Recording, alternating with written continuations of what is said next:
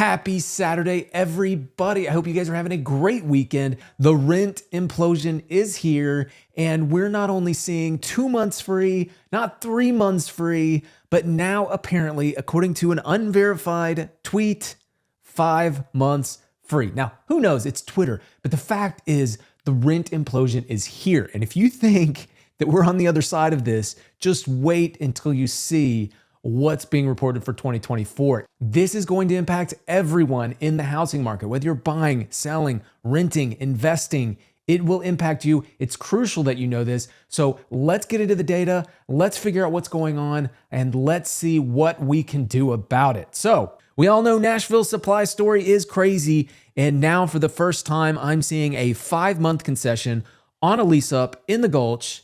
It feels like a race to the bottom. Here's the top, by the way, this is the top 10 markets for rent declines right now in the United States. You can see Nashville made number 10. That means there's 9 other rental disasters worse than Nashville. I cannot believe that. But one thing they all have in common, which by the way, guys, if you are not asking for concessions, you are missing out on some real opportunities, some real handouts, especially in Austin, 7% down from a year ago. Now, Nashville's only showing 2.6% down from a year ago, but I tell you, downtown is down 7%. And that's where we've had the most of the inventory growth. Look at all the inventory growth. They all have inventory growth in common. If you want rent declines, increase the supply. It's just economics. It's the best way to get investors to drop their prices, to bring competition, bring supply. And that's exactly what's happening here. In fact, if you don't lower your price, you'll end up like 2010 West End. Now listen, I know I covered this. This is the Adam Newman disaster I covered in the last video. What I didn't realize when I covered it, and I went back and looked at my notes, guys, this was 94% occupied in October. Okay, so in the next 3-4 months, they dropped 10%, 12% in vacancy. They went from 94% occupied to 82% occupied. 40 units. Additional incremental units became vacant over that time. And that's what happens when you try to keep prices up and there's opportunities elsewhere. So guys, you have to drop your rents if you want to compete in this market. By the way, the multifamily crash is here. It is happening behind the scenes, but I have seen more distressed properties over the last 4 weeks than I saw pretty much all of last year. And we're talking about a lot of them local. So I know there's distress. It's happening, behind the scenes right now, but I personally think it's going to get very public and very ugly sometime this year, and it could be very soon. So we'll keep an eye on it. I thought that last year, so I'm trying to, this stuff takes longer than you can imagine. Okay, downtown rents down 4.4% annually, but really 6 to 7% from peak. And you can see other areas as well have been dropping. But to give you an idea of what a double whammy this is, guys, and this is a double whammy. When these properties were purchased, they were purchased at a 4 cap at peak. Okay, what that means is that if I bought a $100 million property, I would expect $4 million in net operating income. That's, exclude the capex I would put into the property, exclude, the biggest one is exclude interest. And just, if I just paid cash for $100 million, I would expect $4 million in return. Okay, but if it goes from a 4 to 5% cap rate, that means $100 million would need to get $5 million in profit. And guys, what that does is that $100 million property turns into an $80 million property. So it's a 20% drop in value. And imagine your net operating income getting absolutely crushed at the same time as cap rates are expanding. So you get this 20% drop, which by the way is a normal down payment for people, 20% drop. Now in multifamily, it's usually maybe 30 or 35%. Some of them are 100% financed. But the point is 20%, you lose all your equity in your property with a 20% drop. Now imagine your income dropping with that. There's a multiplier effect. These properties have dropped. That 2010 West End, it's probably an $80 to $100 million property. And remember, it was bought for $160 million in December of 2021. I could see it being a $100 million property. That's massive. But guess what, guys? There's another blast, another apartment supply wave coming in 2024 as RealPage is reporting 671,000 additional units this year, up almost 50% from 2023. So if you thought the deluge would slow down or stop, they're trying to put on the brakes, but this is like a train, okay? You slam on the brakes and it takes miles before you can stop. So these things are slowing down And 2025, 2026, they'll continue to slow, even though, people are announcing, I don't know how they're announcing multifamilies in this market, but, and then that's not to say there aren't local areas that are tight, because the truth is, guys, where the supply is where the rents are dropping. Okay. And you can see rents keep growing in the low supply Midwest and Northeast. So if you're like, well, my rent's not dropping, think about supply, guys. Some of the single family houses out there have been incredibly strong this year, and supply has been very tight in a lot of the single family areas. Rents have been going up. And it begs the question, okay, so we know rents are imploding. Multifamilies are a disaster. I think they're getting ready to crash. They're already crashing behind the scenes. How does this play out into the housing market? Well, let's take a look at the housing market. So the first thing you need to know is that Redfin announced that the housing market supply ticked up in February for the first time in 8 months. Now, guys, what makes this so important, it's not that it ticked up for the first time in 8 months, okay? There's seasonality to the inventory. It's the fact that it ticked up in February, when February inventory normally falls. Now, that leads a lot of people to raise their eyebrows. They go, wait, what is happening here? And you can see in Davidson County, this is kind of the pattern that nationally is happening, where you have the green line is 2024, okay? In the active listings, I snapshot this every single day. So you can see every single day I snapshot it, and it's been growing and growing and growing.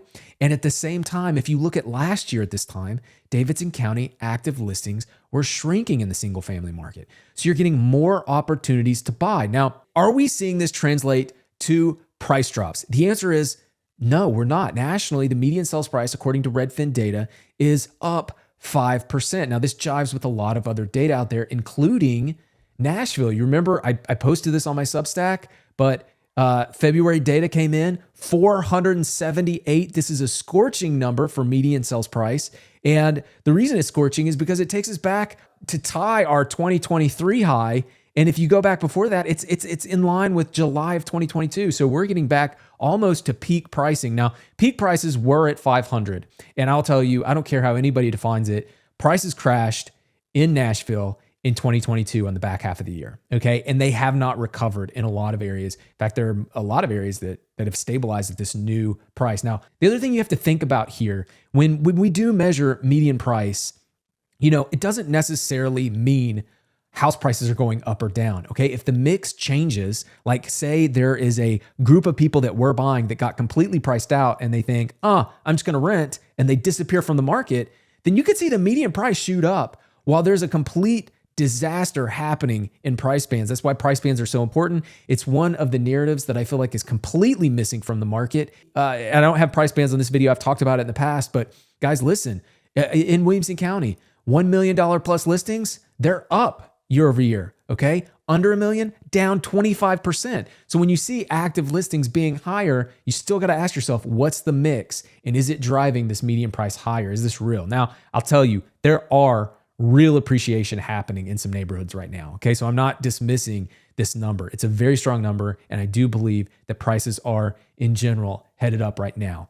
I think it is seasonal. I think there are a lot of warning signs. In fact, if we go back, we can see Mike Simonson, he said, we had 18 weeks of growth in new listings over the last year. That growth may be slowing, but demand is obviously weak in the face of high mortgage rates. And so he asks the question, how much inventory does it take for new home prices to decline? And will sellers get cold feet? Like, will they just stop listing their houses? Will they get cold feet? He says, right now, 30% of the homes on the market have taken a price cut from the original list price. Okay. So he says the general range is 30 to 35%. If it continues to go up, 35% is the magic number he thinks is when we start getting those price drops. And you can see in 2022, it's skyrocketed. And when it skyrocketed past that 35% number, that's when prices started dropping. So we're gonna keep a very close eye on this, in the Nashville market. I'll start posting. I'll probably start tracking this data along with some of the other things. I haven't tracked it. I check it every now and then, but I haven't tracked it. But I snapshot the data every day, so I can go back and get it and how it's trending. Let's talk about some tips here, okay? If you're not taking your time in this market, you're going to end up hurting yourself, okay? The best way to get a good deal is to start monitoring early, and don't fall for deadline promotions, especially, in the rental space. The deadline fake promotions, they're just fake deadlines, okay? Oh, I mean, there's still February promotions up and it's March. All right. It's silly, but that's just what's happening. Now, the second thing you want to do, you want to monitor the data. Guys, if you're renters, look at Zumper, look at Apartment List, just get on Zillow and look at what's happening in the market. Look at the promotions and then do that over time. Do that over a few weeks, do that over a few months, and you'll see patterns. You'll see, especially if you've honed in on your areas. Home buyers, Redfin data is fantastic. If you're in Nashville, I provide neighborhood level data analysis, second to none. And I even update here on YouTube and Substack, so you can check those out. Okay, if you're a first-time home buyer, you should not be buying a house with a mortgage payment that exceeds your rent payment. You should not be buying that. You say, Ethan, I'm never going to rent my house, okay? Well, I'm just gonna tell you this from experience. You are seeing what the market is willing to pay monthly for your house, okay? So even if you aren't necessarily, you're gonna live in it forever, you need to know that the market is only willing to pay $2,500 even if your mortgage payment is $3,500, okay? And that's actually kind of a real scenario here. You know, I got super lucky, and maybe this is why I'm so passionate about it. We bought our forever home in 2015, and within a year, I was moving to Nashville to start a new job, okay? And so we got so lucky that our house rented, our mortgage payment was $1,100. We could rent it. We rented it for $1,700 a month when we first rented it out, okay? I put 5% down on this house, guys. I put 5% down and we were able to rent it for $700 more than my mortgage payment. My mortgage payment was $1,100 and that's $600 more. So just keep that in mind. Changed my life. I got hooked on real estate. I couldn't believe that you could do this. And we did it again and we did it again. It's been awesome. So data is a powerful way for you to get a better than average result in your market. It's worked extraordinarily well for me. And I'm very careful. I'm extremely conservative. That's why, my data analysis tool tracker, I hone in on neighborhoods, getting a lot of great feedback. I've got people using this and giving me feedback. And this is what it looks like. You can click on a neighborhood. You can see, median sales price, the trend over the quarters, the price trend over the past year. You can see every single transaction plotted in a neighborhood. So you can see by square foot what the trend is happening in the neighborhood. And all of a sudden you can see really interesting, fascinating data in this. And guys, don't forget to ask for discounts. Okay. If you're renting, you can ask for rent rate concessions. Okay. You can ask for amenity concessions. Sometimes it's not necessarily paying lower rent, parking, co-working space, something else. Ask for it. They'll give that stuff away. And listen, if you found an apartment you want to live in, look for other advertisements in other apartments. Let them know that you want to live in theirs better, but you're not going to pass on a promotion down the street.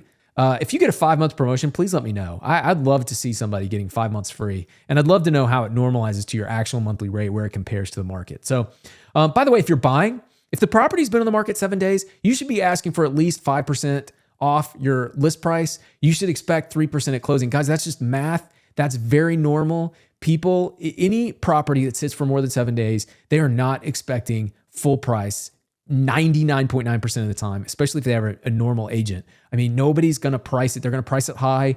You want to price, a lot of people will price it just a little bit higher than where the market is, try to push it up a little bit. You should be asking 5% and expect 3% at closing. That should be an expectation, in my opinion. Anything that's set on the market for more than 7 days. In fact, I don't know of I have not dealt with anybody in any transaction where they weren't willing to give on price to some degree. Now, whether or not it was enough, that's a different story. But I have yet really for someone to list something and they not give on something when you offer. So don't get too attached to a house. Listen, if you get attached to the house, it's hard for me to advocate for you. Okay. It's also, sellers can tell when you're soft and they will sniff it out and they won't budge anymore. So listen, you get attached to a house. I don't want to lose that house for you. Okay. So I lose my ability to fight for you as an agent, try to get you the best value. If this video is helpful, please share it, especially these tips. People don't realize these tips are out there. They don't realize the opportunities in rent. They don't realize what you can do with buying. Last thing, the most important thing you can do is earn more than you spend and treat each other well. Have a good weekend.